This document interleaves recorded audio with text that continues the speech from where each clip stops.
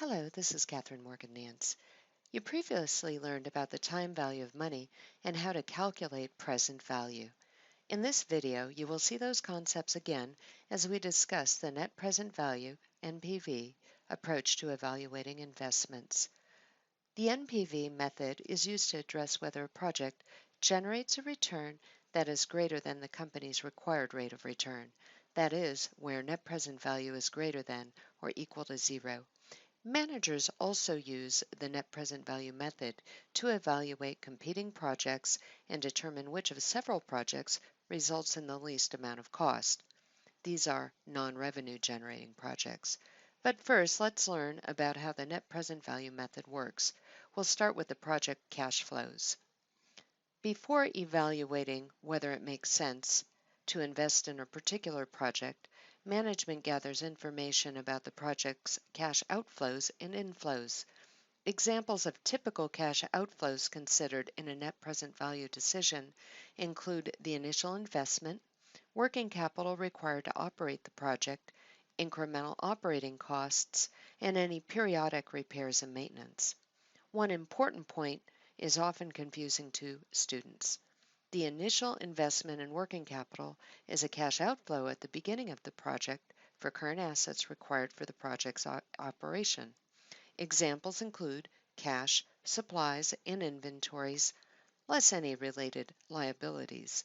We assume working capital is recaptured at the end of the project when working capital is no longer required. Thus, working capital is recognized as a cash outflow at the beginning of the project and a cash inflow at the end of the project.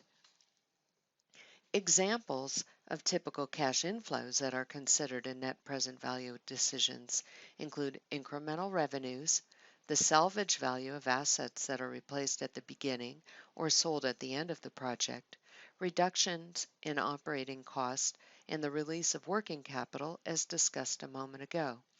You'll notice the word annuity in the descriptions on this slide. We defined what an annuity means in the time value of money video you watched earlier.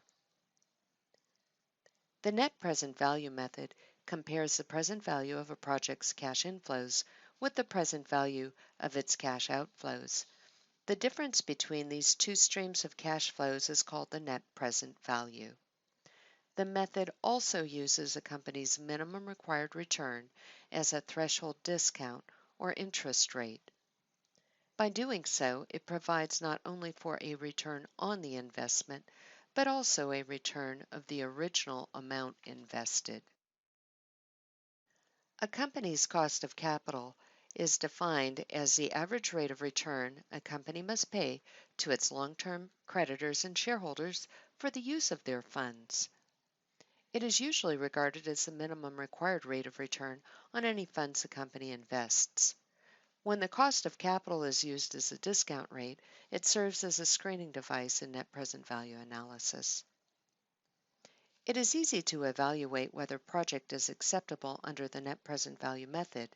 First, remember the required rate of return is used as a discount rate. If the net present value is equal to or greater than zero, positive, it means that the required rate of return has been met or exceeded. Therefore, such projects are acceptable and will be subject to additional evaluation. As an aside, a company's internal rate of return is that discount rate where the net present value is exactly zero. Alternatively, when the net present value is less than zero, the NPV is negative. It means that a project's return is less than the required rate of return.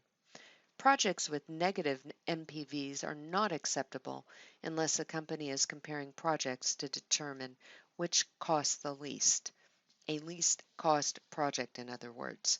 In this case, the company will select the project that has the smallest negative NPV. Please refer to your textbook for additional information about least cost projects. And finally, two simplifying assumptions are usually made in net present value analysis. The first assumption is that all cash flows other than the initial investment occur at the end of periods. The second assumption is that all cash flows generated by an investment project are immediately reinvested at a rate of return equal to the discount rate. Let's take a quick break, then we'll look at a couple examples of how the net present value is used in the next video.